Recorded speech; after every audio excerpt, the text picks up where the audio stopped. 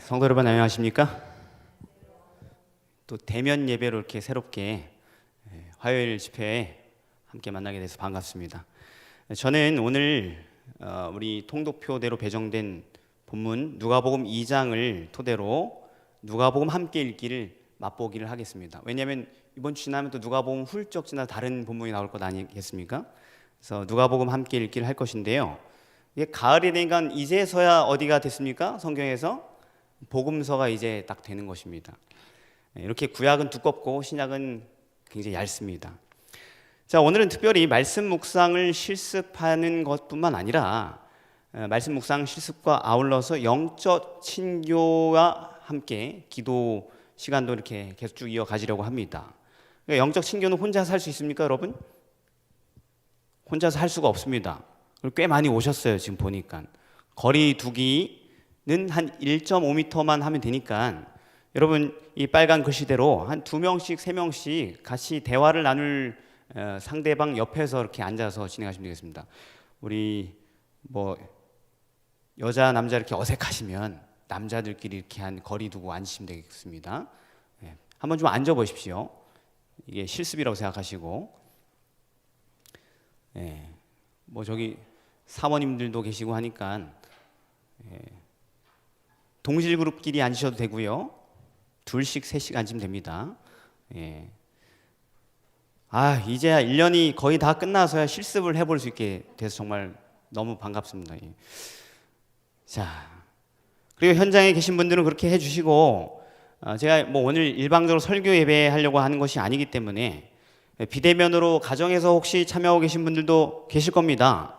근데 혼자 듣는 분 아니면은 최대한 부부끼리 평소에 말을 안 하시면 이럴 때라도 같이 거리를 두고 앉으셔서 함께 친교를 나누는 시간을 갖으면 좋겠습니다. 그리고 성경과 함께 뭐 더 있으시면 필기도구도 좀 활용하시면 좋겠습니다. 준비해 주시길 바랍니다. 자, 대충 준비되셨으면 진행하겠습니다. 여러분 이제 10월 말쯤 되니까 뭐 마테마가 끝나고 이제 누가복음 막 시작합니다.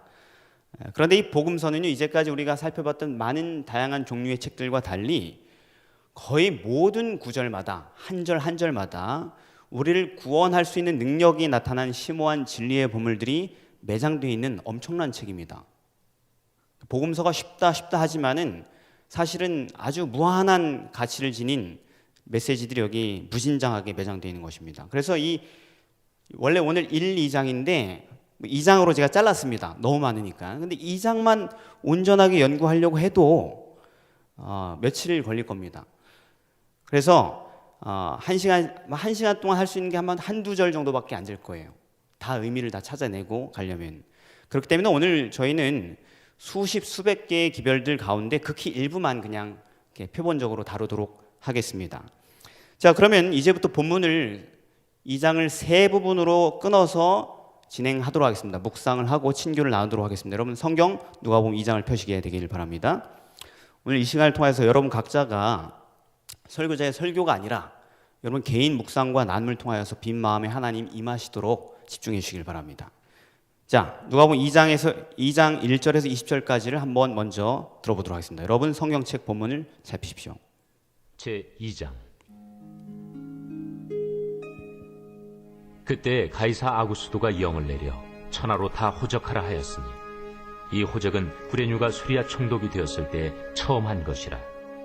모든 사람이 호적하러 각각 고향으로 돌아가매 요셉도 다윗의 집 족속이므로 갈릴리 나사렛 동네에서 유대를 향하여 베들레헴이라는 다윗의 동네로 그 약혼한 마리아와 함께 호적하러 올라가니 마리아가 이미 잉태하였더라. 거기 있을 그때 해산한 날이 차서 첫 아들을 낳아 강보로 싸서 구유에 누였으니 이는 여관에 있을 곳이 없음이로라. 그 지역의 목자들이 밤에 밖에서 자기 양떼를 지키더니 주의 사자가 곁에 서고 주의 영광이 그들을 두루 비추매 크게 무서워하는지라. 천사가 이르되 무서워하지 말라. 보라, 내가 온 백성에게 미칠 큰 기쁨의 좋은 소식을 너희에게 전하노라. 오늘 다윗의 동네에 너희를 위하여 구주가 나셨으니 곧 그리스도 주시니라. 너희가 가서 강부에 쌓여 구유에 뉘어 있는 나귀를 보리니 이것이 너희에게 표적이니라. 하더니 호련히 수많은 천군이 그 천사들과 함께 하나님을 찬송하여 이르되 지극히 높은 곳에서는 하나님께 영광이요 땅에서는 하나님이 기뻐하신 사람들 중에 평화로다.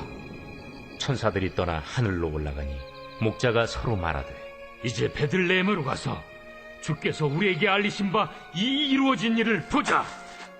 빨리 가서 마리아와 요셉과 구유에 누인 아기를 찾아서 보고 천사가 자기들에게 이 아기에 대하여 말한 것을 전하니 듣는 자가 다 목자들이 그들에게 말한 것들을 놀랍게 여기되 마리아는 이 모든 말을 마음에 새기어 생각하니라. 목자들은 자기들에게 이르던 바와 같이 듣고 본 그 모든 것으로 인하여 하나님께 영광을 돌리고 찬송하며 돌아가니라. 네, 아멘. 자, 더 깊은 묵상을 위한 질문들을 제가 임의로 준비했습니다. 지금 오늘 스토리 다 읽으셨으니까 하나님께서 인간이 되어 오셨죠. 그런데 그분이 누인 첫 자리는 어디였습니까? 그리고 그 후에 왜 하나님께서는 목자들에게 그리스도가 탄생했다라는 그 엄청난 사실을 믿게 하는 표적으로 구유에 놓인 아기를 보게 되는 것을 지정하셨을까요? 하나님의 아들이 태어났다는 수많은 표징들을 볼 수 있는데 하필 왜 구유에 놓인 아이를 보게 되는 것을 기적으로 제정했을까요? 어서 오십시오. 어디 편한 사람 옆에 앉으시면 되겠습니다. 자, 이거 질문이고요. 그 다음에 여기서 좀 적용 질문을 하자면 이런 것입니다. 난 지금 그분을 위해서 과연 어디까지 내려갈 수 있을까?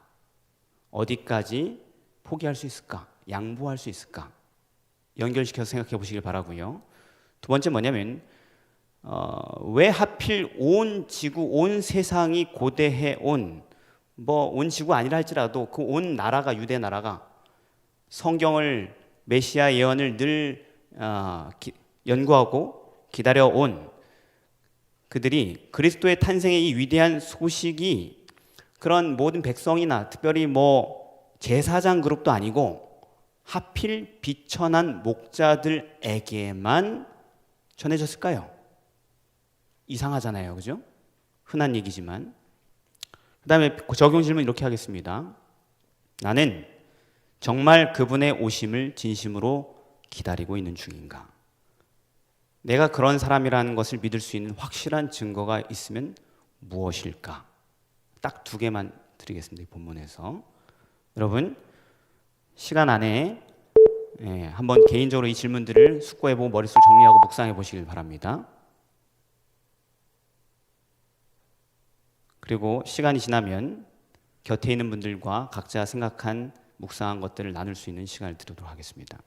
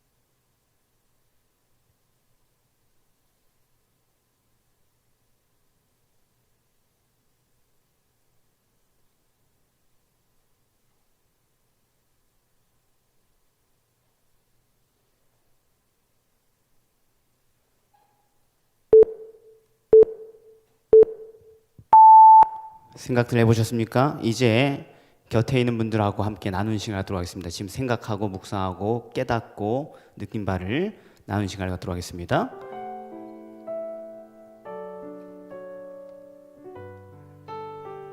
여러분 안 하다가 하니까 어색하죠? 한번 해보세요. 굉장히 새로운 세계를 맛보시게 될 겁니다. 예배에 있어서.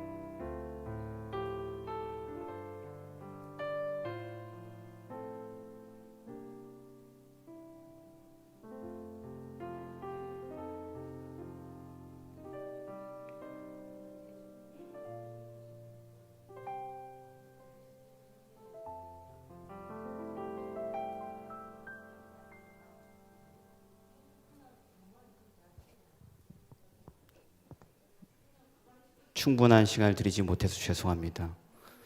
1시간 안에 끝내려면은 시간 제약이 있습니다, 여러분. 다음 이야기에서 더 나눌 수 있도록 기회를 드리도록 하겠습니다. 자, 뭐 한 번씩 짚고 좀 넘어가겠습니다. 하나님이 인간이 되어 오셔서 첫 자리가 어디였습니까? 구유라고 성경은 얘기하고 있습니다. 구유는 뭐냐? 예수님이 돌아가시는 거 어디서 돌아가셨어요? 십자가에서 돌아가셨잖아요, 그죠? 십자가는 또 뭐냐? 그러니까 한 인간이 죽을 수 있는 가장 비참한 자리가 십자가이죠. 그리고 한 인간이 아기로서 누워질 수 있는 가장 비참한 데가 어디예요? 구유인 것입니다. 그거 왜 그렇게 하셨냐면, 왜 내려오셨냐면, 보좌에서 바로 구유로 내려오신 거죠, 말하자면. 날 위해서. 나를 위해서 거기까지 내려갈 수 있는 분이셨다라는 것을 묵상하는 거죠. 자, 그 다음에 왜 하나님은 목자들에게 예수님이 그러니까 그리스도가 오셨다라는 그 기적을, 그 엄청난 사건을 보이기 위한 표적으로 제시한 게 뭐예요? 구유에 누인 아기를 보게 되면 된다라고 했죠. 우리가 흔히 보는 부분인데 이게 의미가 있는 부분이거든요. 왜 하필 이것을 믿게 하는 표적으로 주셨을까요? 왜냐하면 그 사람들이 꿈꾸고 있던 믿음이 있단 말이에요. 내가 꿈꾸는 믿음, 나 이런 믿음 갖고 싶은 이런 신앙. 근데 그게 잘못된 것임을 처음부터 깨닫고 잘못된 환상이 깨지고 선입견이 사라지고 내가 순종하고 믿어야 될 진정한 주님의 모습이 어떤 것인지 직면하도록 하기 위해서 그랬습니다. 그러니까 목자들도 믿을 수 없었어요. 구유에 누인 아기라는 게 있을 수 없거든요, 사실. 말이 안 되는 얘기죠. 무슨 아기를 구유에 누여요, 말구유에. 그죠? 그런데 그런 아기를 보게 되면 그러면 그가 메시아인 줄 알게 되는 거죠. 놀라운 광경에. 그 목사들이 어떻게 찾았냐고 그래요. 사람들이 어떻게 이렇게 바로 찾아갔냐고. 찾기 쉽죠. 어디만 뒤지면 돼요? 동네? 그 마구간 아니 뭐라 외양간만 조사하면 되는 거잖아요. 찾을 수 있습니다. 그래서 내가 믿는 주님이 어떤 분인지 나에게 뭘 요구할지를 미리 알고 따를 수 있도록 하기 위해서 구유에 놓인 아기를 보게 하신 것입니다. 저도 저 본성을 잘 아는데 저만 그런 게 아니고 다 그럴 거예요. 우리는 내려가는 걸 죽기보다 싫어해요. 비천해지는 것을 죽는 것보다 싫어. 차라리 죽지 뭐. 다 때려치고 죽지. 내려가는 것보다 싫어한단 말이에요. 내려가는 걸 그렇게 싫어하는 것이죠.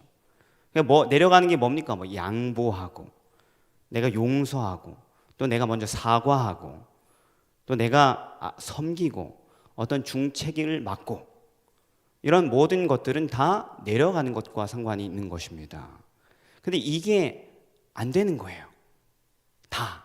이게 안 되기 때문에 내 삶은 항상 각박하고 내가 속해 있는 공동체는 항상 어려움을 당하고 우리 각자는 상처와 염려로 가득한 하루하루를 살아가야만 되는 것이죠. 예를 들어서 요즘이 그 재직 선출 기간이죠. 모든 교회마다. 그 재직 선출 기간에 선거위원들이 흥미로워하고 되게 막 기대감에 차 있습니까? 아니면 죽었다 이렇게 생각합니까? 왜 그래요? 내려가는 게 힘들기 때문에 그렇습니다. 모두가 다 뭘 하지 못하는 거예요?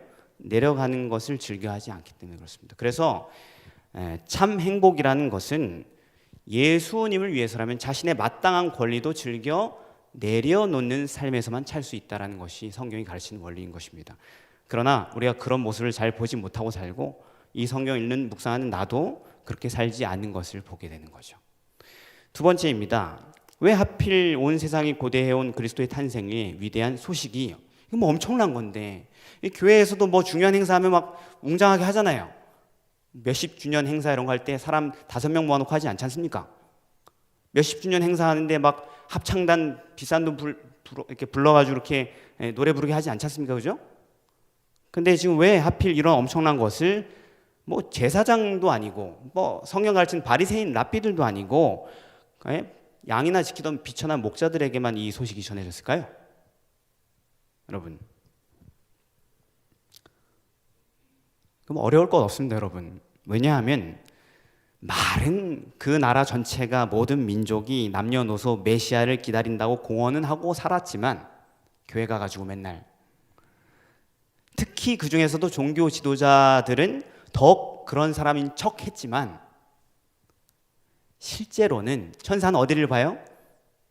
마음을 보니까 실제로는 마음으로는 예수님 오시는 것에 사실은 관심을 갖는 사람들이 그 전 나라에 없었기 때문입니다. 그런데 이 목자들은 그러니까 천사가 이제 예수님 오실 건데 사람들 기다리고 있는 사람들 찾아볼 거 아니에요. 근데 없는 거예요. 다 딴 데 마음이 가 있어. 말만 그렇게 하고 예배 시간에만 그렇게 얘기하고. 그래서 되게 슬퍼가지고 탁 돌아가려고 하다가 딱 보니 기다리고 있는 사람들이 있는 거죠. 그죠? 그게 누구였어요?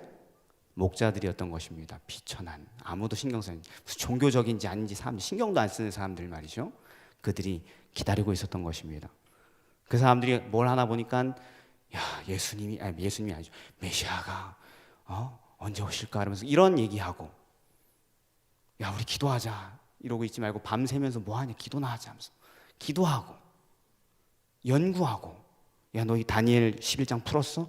아니 나 그거 안 풀려. 야 일로 와봐 다니엘 11장 몇 절 이거 이렇게 푸는 거 아니야? 이런 얘기하는 모습 속에서 그런 속에서 참으로 기다리는 자들을 발견한 것입니다. 천사가 진정으로 마음으로. 그래서 선택된 거예요. 그 온 민족이 다 선택되지 않았는데 그래야 그들은 그날 가장 위대한 영광스러운 계시를 자기네끼리 받았고 그리고 그 기별을 전파할 사람으로 선택된 것입니다. 근데 우리는 어떻습니까? 우리가 전하고 싶은 남들에게 막 말하고 싶은 하늘의 영감과 계시로 막 충만한 상태로 살고 있습니까 지금? 그러니까 우리가 영광스러운 계시가 없이 그냥 하루하루를 팍팍하게 살고 있는 것은 심지어 설교자인 저 같은 사람 포함해서 말입니다. 그건 우리가 말만 뭐 재림을 기다린다라고 맨날 이렇게 얘기하는 거지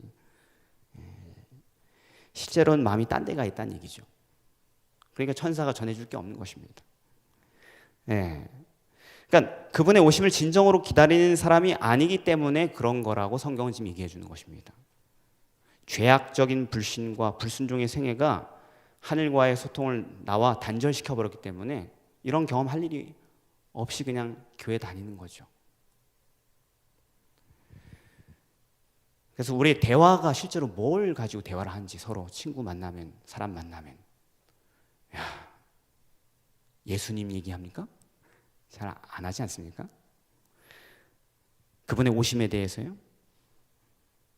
그래서 우리가 이미 받은 빚에 정말 실제로 충성하고 있는가? 그것을 생각해 보게 되는 것입니다. 자, 이제 다음 단락으로 넘어가겠습니다. 시간이 짧기 때문에 누가복음 2장 21절에서 39절입니다. 할례할 8일이 되매 그 이름을 예수라 하니 곧 잉태하기 전에 천사가 일컬은 바로라. 모세의 법대로 정결 예식의 날이 차매 아기를 데리고 예루살렘에 올라가니 이는 주의 율법에 쓴 바 첫 해에 처음 난 남자마다 주의 거룩한 자라 하리라 한 대로 아기를 주께 드리고 또 주의 율법에 말씀하신 대로 산비둘기 한 쌍이나 혹은 어린 집비둘기 둘로 제사하려 함이더라. 예루살렘에 시몬이라 하는 사람이 있으니 이 사람은 의롭고 경건하여 이스라엘의 위로를 기다리는 자라. 성령이 그 위에 계시더라. 그가 주의 그리스도를 보기 전에는 죽지 아니하리라 하는 성령의 지시를 받았더니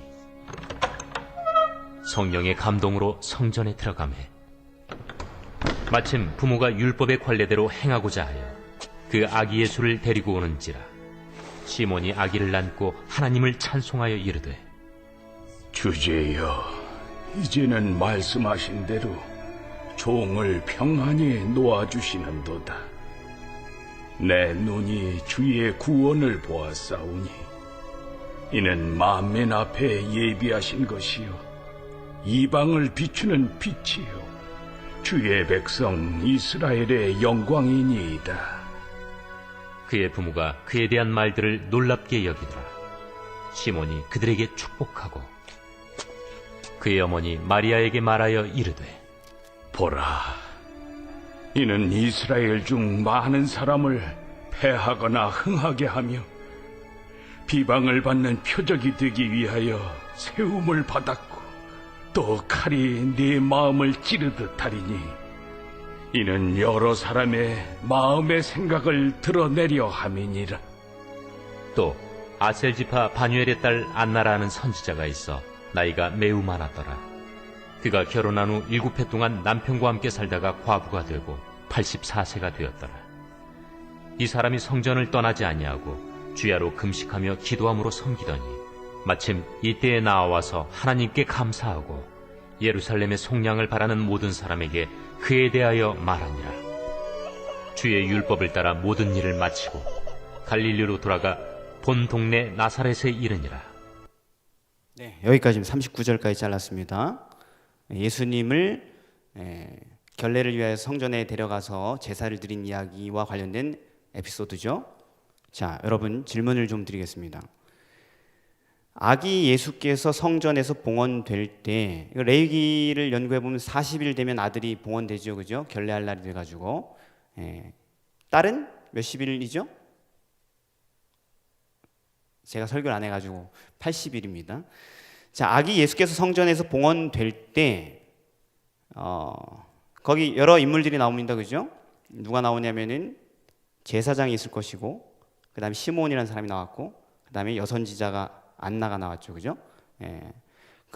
이 등장 인물들 중에서 아기 예수님이 봉헌될 때 그분이 메시아인 줄을 알아본 사람은 누구입니까? 또 누구는 알아보지 못했죠? 여기 보니까 제사장들은 알아보지 못했어요. 왜 예식 담당이었던 제사장들은 그분이 메시아인 줄 알아볼 수 없었을까요?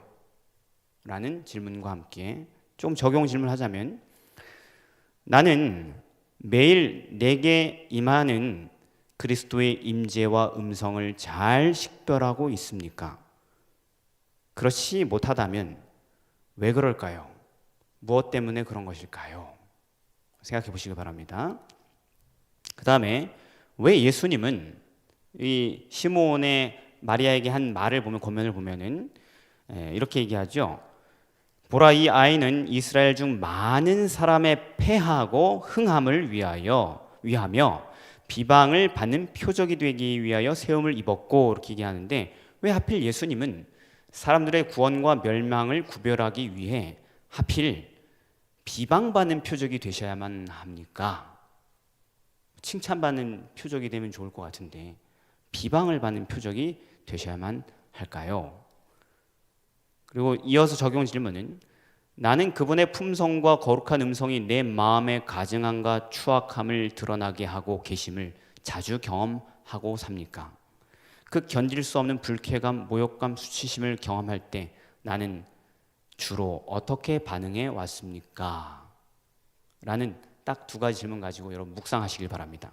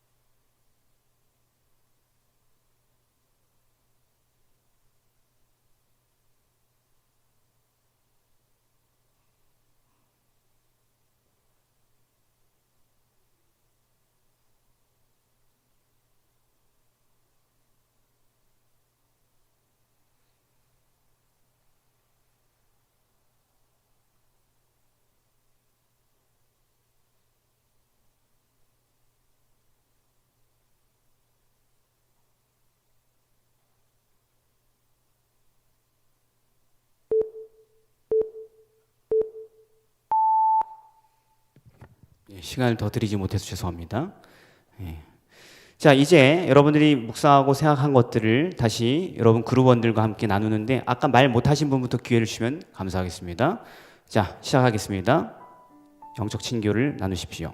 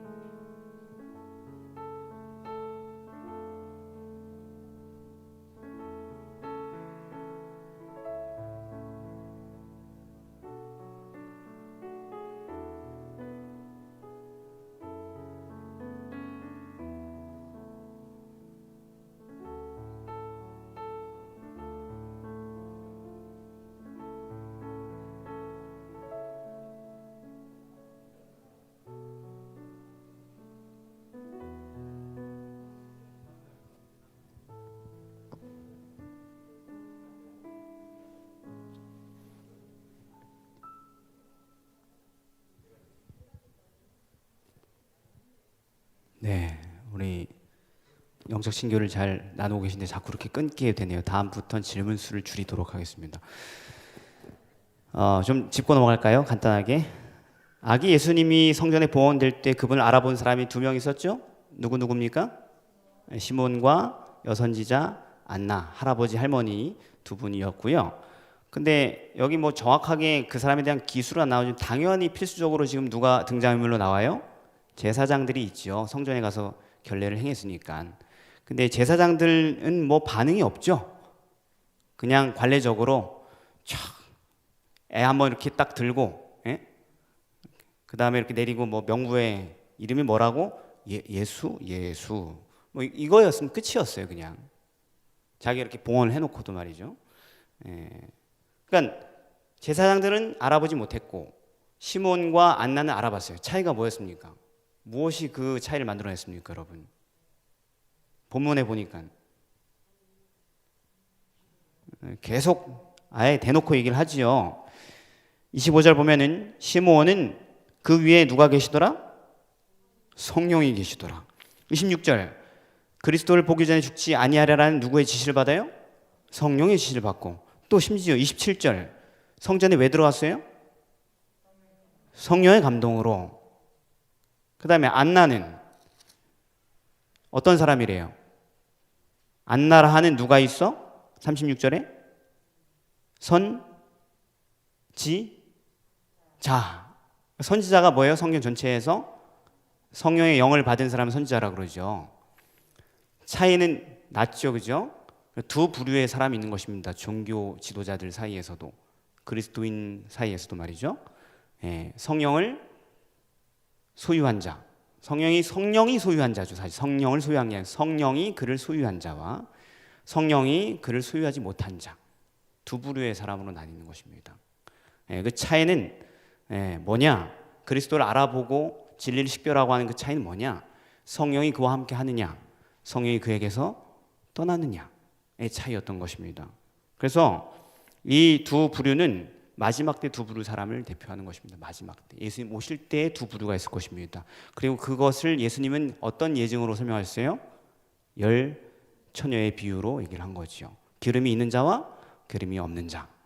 그래서 우리가 알아야 될 건 뭐냐면 나는 왜 그분의 임재와 음성이 느껴지지 않을까? 왜 잘 모를까? 이렇게 생각하고 살면서 그래도 나는 뭐는 성령이 나한테는 없지만 그렇다고 또 무슨 영은 없다고 생각해요, 스스로? 그러니까 우리가 이렇게 생각하지 않습니까? 감히 내가 성령이 나와 함께 하신다라고 말은 못하고 살면서 그렇다고 뭐는 없다고 생각해요? 그래도 뭐는 없다? 악령은 없다 이렇게 얘기하는데 이게 성서적으로 가능할까요? 여기는 그릇이에요. 비어있을 수가 없습니다. 어떤 주인이 반드시 차지하고 있어요. 그래서 예수님이 뭐라고 하셨죠? 귀신을 쫓아내니까 귀신이 막 떠돌이 생활하고 다니다가 너무 갈 데가 없어서 그리운 고향에 한번 와봤더니만 그 집이 어떻게 돼 있어요? 잘 정리되어 있는데 주인이 없어. 그래가지고 어떻게 했어요? 친구들 야야야 하면서 여기 해가지고 7 귀신과 함께 들어가 살았다 그랬죠. 그러니까 비어있을 수가 없는 거예요. 하나님 우리에게 악령을 쫓아낼 수 있지만 그때 우리는 누굴 받아들여야 돼요? 성령을 내 삶의 주인으로 받아들여야 되는데 안 그러고 살 수도 있죠. 그건 또 곤란할 수 있죠. 내가 살고자 하는 길과 이런 데 방해가 될 수 있으니까. 그러고 있으면 다시 악령의 지배를 받는 것입니다. 그래서 대놓고 얘기하자면 이 제사장들은 악령의 지배를 받고 있었습니다. 그래서 성령의 일을 분별할 수가 없었던 것입니다. 이렇게 얘기하니까 무섭죠. 나도 그런가. 근데 아닐 거야 라고 얘기하지 마시길 바랍니다. 충분히 우리는 그러고도 남습니다. 우리는 악령의 지배를 받고 있을 수 있습니다. 타이틀이 심지어 뭐였어요? 이 사람? 제사장인데도 그랬죠. 그리고 목사라도 당연히 마찬가지. 그래서 성령의 지배를 받아야겠다라는 묵상을 하게 되죠. 자, 2번째입니다. 예수님은 왜 하필 표현이 그래요? 사람들의 구원과 멸망을 구별하는 어떤 표징이 되실 건데 하필은 또 왜 어떤 표징이에요? 비방을 받는 표징이 되어야만 하실까요? 비방은 누가 받아야 돼요? 착한 사람이 받아야 돼요? 나쁜 사람이 받아야 돼요? 근데 예수님이 좀 못된 짓을 많이 하셨나요? 그런데 왜 평생 비방받는 표징으로 사셨을까요? 각 사람의 멸망과 구원을 드러내고 각 사람 마음에 숨겨진 진심이 드러나게 하는 표징으로 서실 분이신데, 앞으로 이 아기는 그렇기 때문에 뭘 받는 표징이라고요? 표적이라고요? 비방받는 표적이라고요. 이게 무슨 얘기입니까? 사람들이 어떻게 구원받을지, 어떻게 멸망할지를 결정하는 최종적인 시금석은 예수 그리스도의 진리와 인격을 직면했을 때 그 사람이 본성적으로 나타내는 반응에 의해서 결정됐다는 것입니다. 본성적 반응으로 그 사람의 구원이 결정되는 거예요. 이게 하늘에 들어갈지 말지를 판별하는 기준이 될 거라는 것이에요. 예수님이 자기를 뭐라 그랬냐면, 구약성을 인용하면서 건축자가 어떻게 한 돌? 잘 모셔온 돌? 버린 돌이라고 했어요. 싫다고요. 싫다는 겁니다. 우리의 본성이 누굴 싫어해요? 예수님을 거절할 수밖에 없다는 것입니다. 그런데 거절하지 않는 사람도 있다는 것입니다. 왜 거절하게 되냐면 기분 나쁘기 때문에 거절하는 거예요. 우리가 이 지점을 알아야 됩니다. 우리가 예수님 되게 좋아하는 것 같지만 우리 예수님 굉장히 싫어합니다. 예수님 내 곁에 있는 것조차 정말 싫어요. 내 본성은. 나를 아주 비참하게 만드시거든요. 나를 아주 망상에서 벗어나서 치열한 현실 속으로 떨어뜨리거든요. 그분이. 그런데 그때 여기 제가 말씀한 것처럼 내 추악함과 가증함이 드러나고, 그때 불쾌하고 모욕과 수치심을 경험할 때, 내 적나라한 모습을 볼 때, 그분이 오실 때 어떻게 반응하는지가 내 구원이 결정되는 관건이라는 것입니다. 우린 매일 이것을 경험하고 있어요, 여러분. 근데 내가 정말로 그런 사람인 줄 인정할 수 있는 사람에게는 예수님에게 비방할 일이 없는 것입니다. 내가 그런 모습이라는 것을 받아들이는 사람에게는 예수님을 비방하지 않습니다. 죄를 인정하게 됩니다. 그리고 구원의 길이 시작되는 거예요. 근데 너무 기분 나빠. 진리가 나를 발가벗기는 것 같아. 혐오스러워. 그리고 자존심 상해. 그래서 욱 하는 반응과 함께 거역하게 되면, 즉 뭐예요? 자기를 자복하지 않으면 누굴 비방하게 돼요? 자기 죄를 인정하지 않으면 누굴 비방하게 돼요? 예수님을 비방하게 될 수밖에 없습니다. 대적할 수밖에 없습니다. 미워할 수밖에 없어요. 그렇게 되면 어느 길로 가는 것입니까? 멸망의 길로 가는 것입니다. 그래서 예수님은 그분을 비방하지, 있는 그대로 만났을 때 비방하지 않는 사람을 구원하실 것입니다. 내 마음이 그런 마음이 되길 바랍니다. 자, 마지막 묵상입니다. 짧은 구절입니다. 40절입니다. 자라며 강하여지고 지혜가 충만하며 하나님의 은혜가 그 위에 있더라.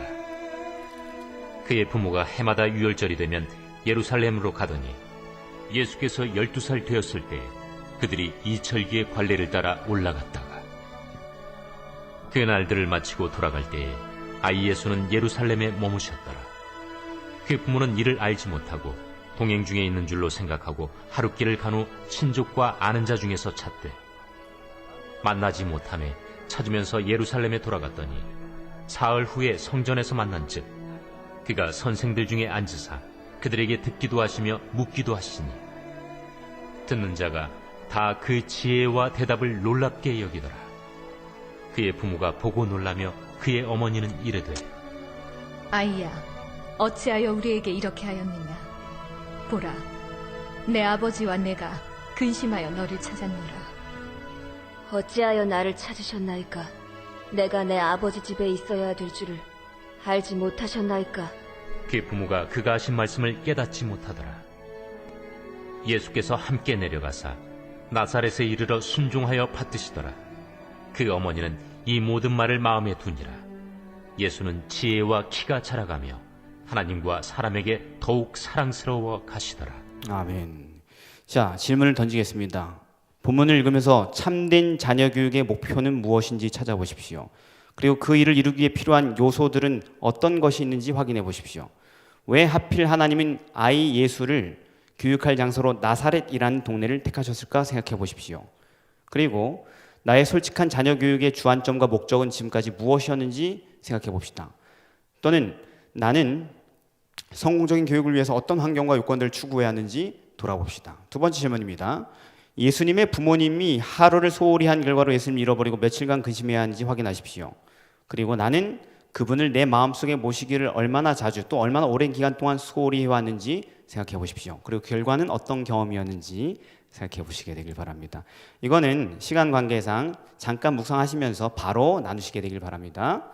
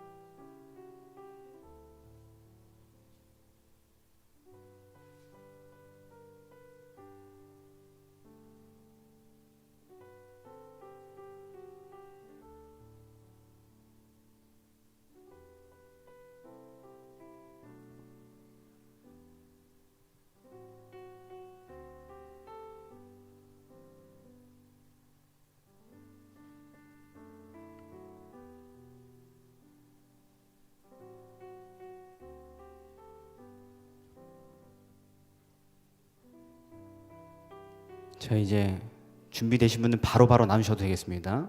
함께 나누시길 바랍니다.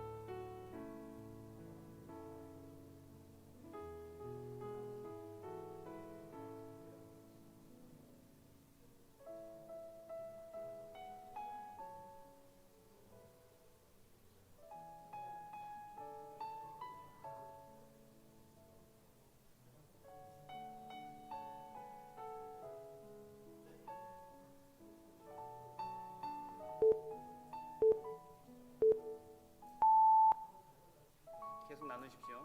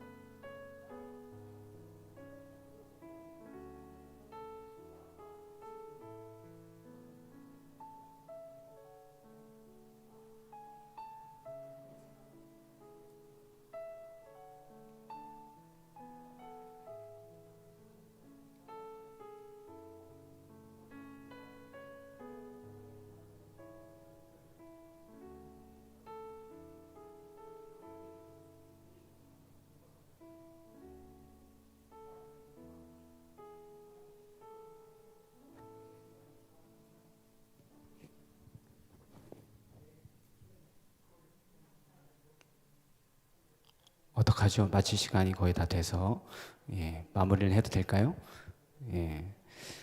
참된 자녀의 교육의 목표를 이렇게 얘기했죠. 하나님과 사람에게 사랑스러운 사람이 되는 것이라고 성경은 말씀했고, 거기 필요한 요소들을 살펴보니까 몇 가지가 나올 수 있는데요. 경건한 부모, 그 다음에 천연계, 나사렛은 완전 산골 동네고 천연계, 그리고 하나님의 말씀인 성경, 그리고 가난한 집에서 태어났죠.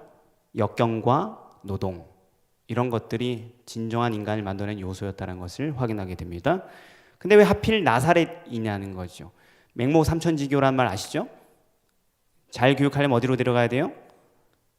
좋은 환경에 데려가야 잘 된다는 얘기 아닙니까? 근데 나사렛은 어떤 동네였습니까? 교육적으로 꽝, 종교적으로 꽝, 뭐 행정적으로 꽝, 그죠?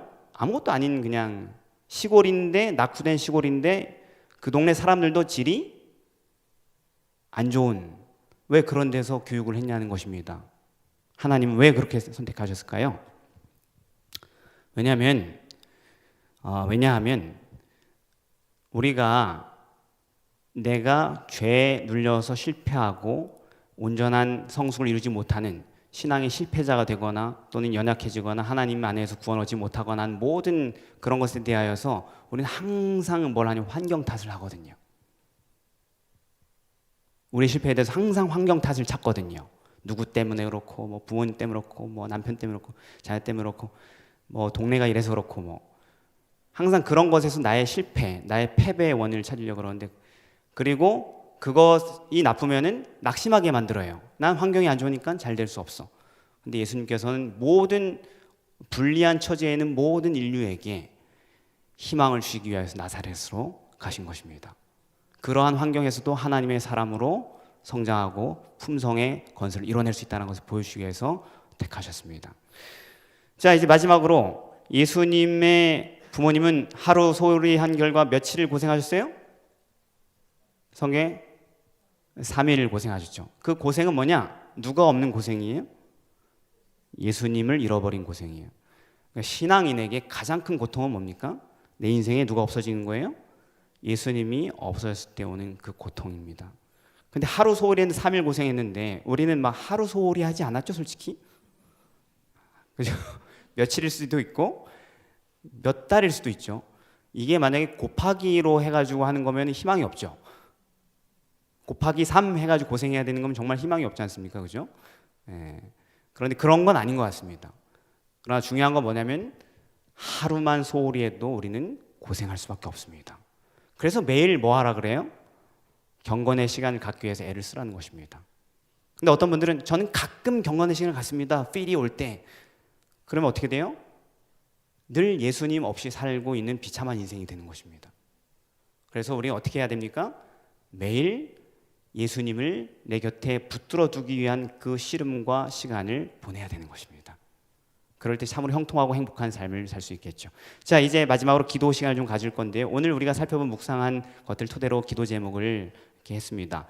오늘은 둘씩, 셋씩 자기가 여기 이 중에서 기도하고 싶은 내용을 골라서 기도하시는, 서로 기도하시는 시간을 갖도록 하고 마치도록 하겠습니다. 둘씩, 셋씩, 두 분, 여기 네 분이니까 두 분, 세 분인 분들은 세 분씩, 두 분씩 해서 이 중에서 여러분의 마음에 들린 음성, 가장 깊이 들린 음성들을 골라서 그것으로 함께 기도하는 시간을 갖고 마무리 기도하고 마치도록 하겠습니다.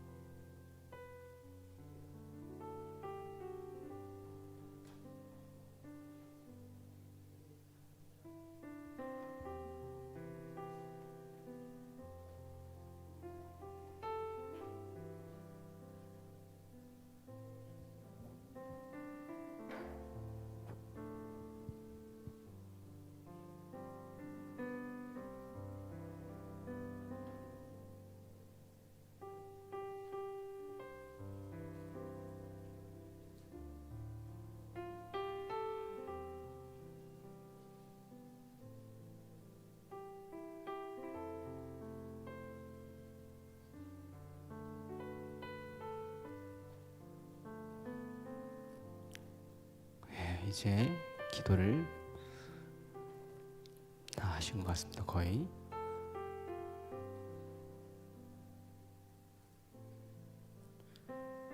기도하겠습니다. 사랑의 아버지 하나님, 오늘 저희가 주님의 말씀 앞에서 발가벗겨지고 우리 자신을 돌아보고 깨달을 수 있도록 도와주니 감사드립니다.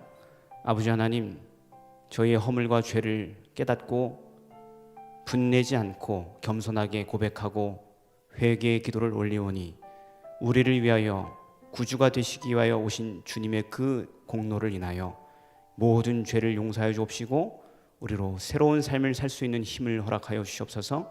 그리고 우리 곁에 오셔서 우리와 함께 다시 동행하여 주옵시기를 예수님의 이름으로 기도드립니다. 아멘.